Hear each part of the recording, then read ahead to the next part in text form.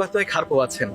ইসলামে খেজুর অত্যন্ত গুরুত্বপূর্ণ একটি খাদ্য। মহানবী সাল্লাল্লাহু আলাইহি ওয়াসাল্লাম খেজুর খেতে খুব ভালোবাসতেন এবং খেজুর হলো একটি বরকতময় খাবার যা আমাদের শরীর ও মন উভয়কেই প্রশান্তি দেয়। প্রকৃতির এই দান আমাদের জন্য পরম আশীর্বাদ স্বরূপ।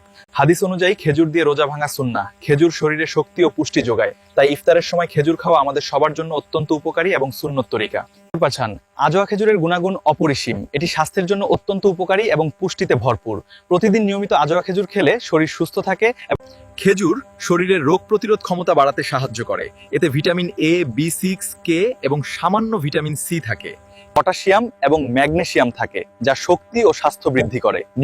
এগুলো পরিমিত পরিমাণে নিয়মিত খেলে শরীর সতেজ ও কর্মক্ষম থাকে। নিয়মিত খেজুর খাওয়ার অভ্যাস আমাদের শরীরের জন্য দারুণ উপকারী এবং এটি আমাদের সামগ্রিক সুস্থতা বজায় রাখতে সাহায্য করতে পারি। তাই খেজুর রাসূল সাহাবাদের সুন্নাহর অংশ এবং মুসলমানদের কাছে এটি আমাদের স্বাস্থ্যের জন্য অনেক উপকারী এবং আমরা নিয়মিত খেজুর খাওয়ার অভ্যাস করতে পারি।